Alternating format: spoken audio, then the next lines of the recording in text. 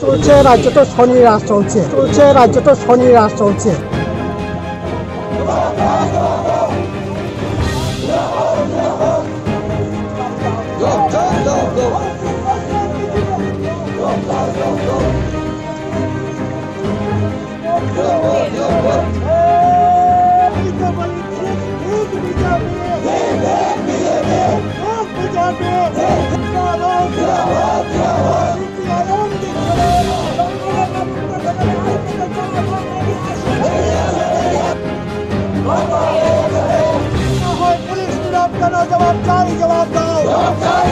চলছে রাজ্য তো শনি রাজ চলছে। কোথায় মানুষের কাজের ব্যবস্থা করবে, খাদ্যের ব্যবস্থা করবে, চাকরির ব্যবস্থা করবে, কর্মসংস্থান ব্যবস্থা করবে। প্রায় 41-42 মাস চলছে এই একটা অথর্ব একটা গভর্নমেন্ট চলছে। জনকল্যাণে মানুষের জন্য কোনো কাজ নাই। সোশ্যাল মিডিয়া খুললে পরেই দেখা যাচ্ছে কোথায় গন্ডগোল হচ্ছে, কোথায় একটা রাস্তার অবরোধ হচ্ছে, কার মাথা ফাটানো হচ্ছে, কার বাড়ি পোড়ানো হচ্ছে, এগুলি চলছে নাকি? এই তো শনি রাজ চলছে, এটা বেশি দিন চলতে পারে না। আর শাসক গোষ্ঠী যদি মনে করে, সরকার এবং শাসক তারা যদি মনে করে গুন্ডামি করেই রাজ্য শাসন করা যাবে, মানুষকে শাসন করতে পারবে, তাহলে ওরা মূর্খের স্বর্গে বাস করছে। আক্রমণ যত হবে, প্রতিরোধ হবে, আন্দোলন হবে। 68 সালের অভিজ্ঞতা রাজ্যের মানুষের আছে, ছেড়ে দেওয়া হবে না, ছেড়ে দেওয়া হবে না। এই করে মানুষের উপর আক্রমণ করে, গণতন্ত্র জবাই করে এভাবে চলবে?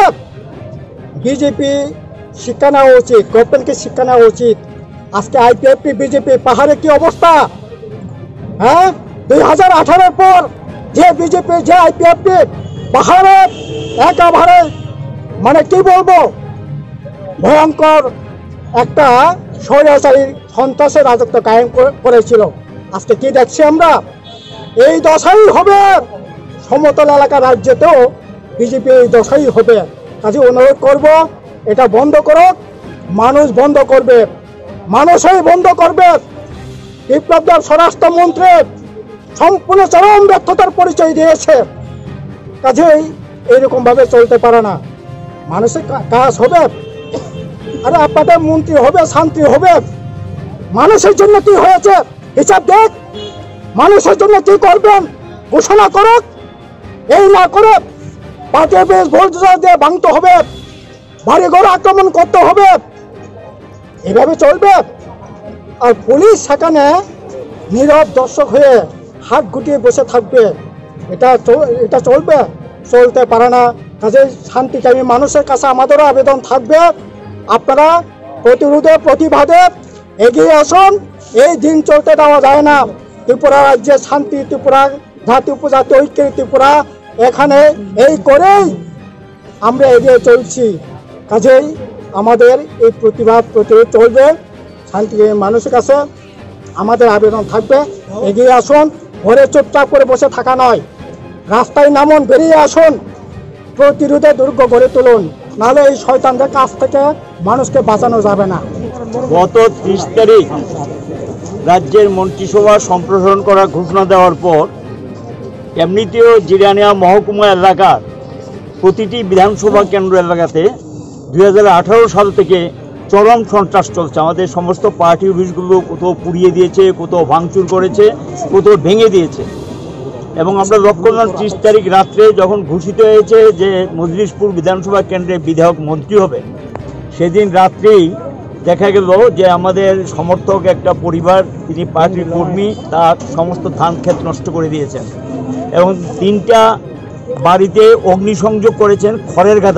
খড়ের গাদাতে অগ্নিসংযোগ করেছেন, একটা বাড়িতে ঢিল পাটকেল ছড়েছেন এবং এই অবস্থা 30 তারিখে করেছেন। আমরা লক্ষ্য করছি যে গত কয়েকদিন যাবৎ এমনিতে চাপ দিচ্ছে যে সিপিএম করা যাবে না এবং এই এলাকায় থাকতে হলে সব তাদের সঙ্গে যোগদান করতে হবে। এর বিরোধিতা প্রতিবাদ মানুষ করছেন, মানুষ নীরব বসে আছেন না, মানুষ এগুলো প্রতিবাদ করছেন। গতকাল রাত্রে রানীবাজার থানার অধীন কৃষ্ণনগর পার্টি লোকাল কমিটির একটা অফিস ছিল। এটা একতলা বিল্ডিং এবং 2টা কক্ষ বিশিষ্ট একটা, সেখানে এটা 2018 সালে নির্বাচনের ফলাফল ঘোষণার পর লুটপাট করেছেন। তারপরে অফিসটা তালাবদ্ধ অবস্থায় ছিল এবং এই অফিসটা কালকে বিদ্যুৎ সংযোগ ছিন্ন করে দিয়ে, অন্ধকার নামিয়ে দিয়ে রাত্র 9:30 থেকে 10:45-র মধ্যে তারা ড্রজার নিয়ে যান। এলাকার মানুষ জিজ্ঞাসা করেন যে এখানে ড্রজার নিয়ে আসলেন কেন? সবাইকে তাড়িয়ে দিয়ে এলাকাটাকে কর্ডনিং করে সেখানে গিয়ে তারা ড্রজার দিয়ে ভাঙতে শুরু করেন। ঘটনা জানার সঙ্গে সঙ্গে আমি পশ্চিম ত্রিপুরা জেলার পুলিশ সুপারের দৃষ্টি আকর্ষণ করি, এরকম একটা ঘটনা ঘটতে যাচ্ছে, আপনার হস্তক্ষেপ করুন। কিছুক্ষণ পরে এসডিপো জিরানিয়া তিনিও মোবাইলে কথাবার্তা বলেন। লক্ষ্য করা গেল যে এই ঘটনার পরিপ্রেক্ষিতে পুলিশ কোনো ভূমিকা নেননি এবং তারা রাত্র 11:30-12টা পর্যন্ত এটা ভাঙচুর করেছেন। গোটা এলাকার মানুষ, প্রচণ্ড আওয়াজ হয়, একটা বিল্ডিং ভাঙতে গেলে তো আওয়াজ হয়, গোটা এলাকার মানুষ এই দৃশ্য দেখছেন। কিন্তু পুলিশ সেখানে গিয়ে হস্তক্ষেপ করা, ড্রজারটাকে সিজ করতে পারতেন, যারা যুক্ত তাদেরকে গ্রেপ্তার করতে পারতেন বা বাধা দিতে পারতেন, কোনো ভূমিকা পুলিশের দিক থেকে নেওয়া হয়নি। আমরা স্তম্ভিত। এমনিতেও লক্ষ্য করছি আমরা গত কয়েক বছর ধরে এটা চলছে। এখানে তারা মন্ত্রী হবে, এটা তো তাদের দলের ব্যাপার, তার জন্য বাড়িঘর ভাঙচুর করতে হবে, পার্টি অফিস ভাঙচুর করতে হবে, এটা কেমন কথা?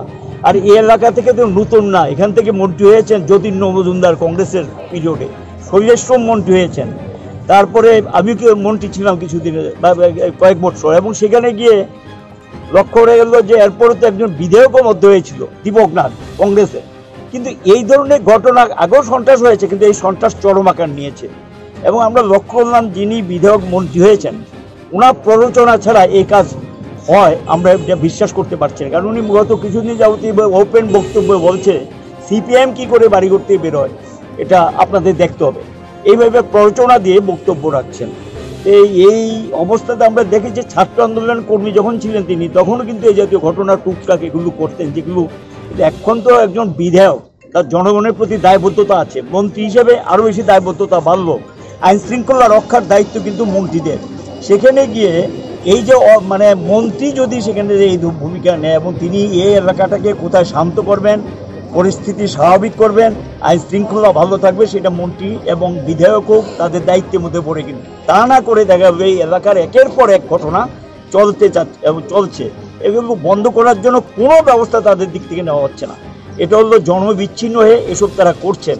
এখন কালকে রাত্রে ঘটনাটা পরিষ্কার হয়ে গেছে। এমনিতেই আমাদের বিভাগীয় অফিস থেকে আরম্ভ করে এদিকে খয়ারপুর থেকে শুরু করে একবার রাস্তায় কিনারে যে অফিসগুলো আছে সবগুলো বন্ধ, আমরা খুলতে পারছি না। খোলার চেষ্টা আমরা করছি কিন্তু খুলতে দিচ্ছি।